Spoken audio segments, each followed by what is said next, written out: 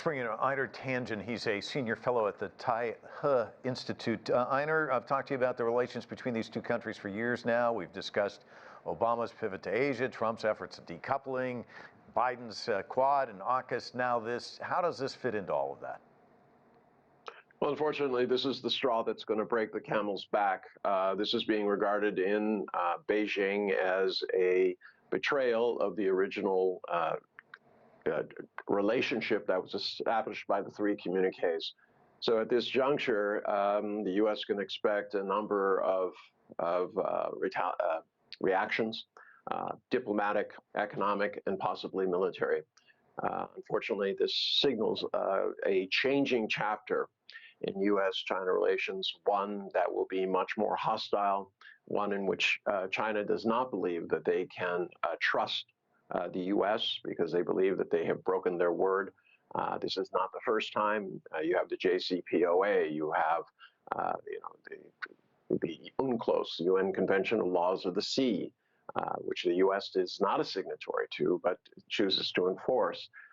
There's a whole litany of broken promises, whether you're talking about the Kyoto Accord that the U.S. unilaterally withdrew from, and then the Paris Climate Accord, which they withdrew from. So at this juncture, the trust is over, and unfortunately, we are all going to suffer. I know there's been this reporting that senior members of Biden's national security team were saying this trip was unnecessary, the timing's bad. Biden himself saying the military doesn't think it's a good idea for her to make this trip. It's apparent the White House didn't want this. How does he respond to this new headache? Because obviously he knows he's going to need China's help on major issues like climate change. He's talked about that in the past. Is there any way he can intervene to try and kind of create some kind of opening? It's really doubtful at this time. I mean, it would take an apology, and obviously that is not politically, under the domestic situation, that would not be politically tenable. And, quite frankly, he knew it was a bad idea, but he didn't really do anything to stop it.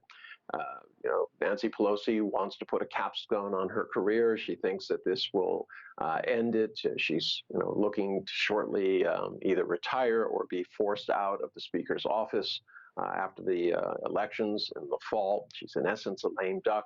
She was not invited to Taiwan. This is seen by the Chinese side as extremely selfish, aggrandizement of herself at the expense of an international relationship.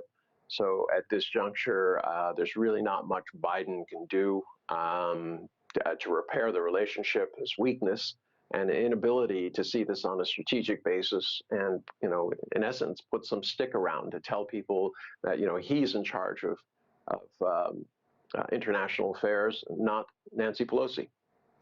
We know that the U.S. ambassador got a talking to about this, and you mentioned there will be more reactions. What do you expect from Beijing in the coming days? Well, at very least, there's going to be a diplomatic downgrade. How that is formed, I'm not certain, but certainly there's going to be it. If you and I have a relationship that's a diplomatic relationship, it's formed on documents, and you violate those documents, I cannot continue as normal.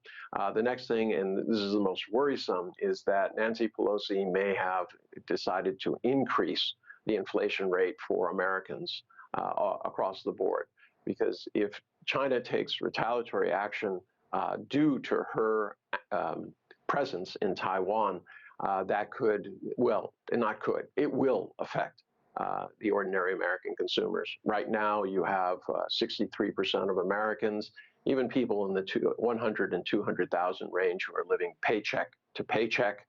They cannot afford these increases. 9.1% does not make up, is more than the 5.1% increase in inflation. You have so many people who are desperate. Nancy Pelosi going overseas may have been calculated to deflect attention from the problems that the Democrats and Biden and the Republicans jointly cannot either refuse to address or are powerless to take action on. So, while the Congress is in recess, in essence taking their summer vacation, the rest of America is going to be experiencing inflation. And I can guarantee you this, there's going to be a lot of angry voters come the fall. Einar, briefly, if you can, I just want to get your sense about the region as well, because we know there are a lot of countries that try and maintain a good relationship with both the United States and China. How's this going to disrupt that? I don't know if it's going to disrupt it. I mean, both sides are going to be wary. People are concerned about an armed conflict. They don't want to be drawn into this.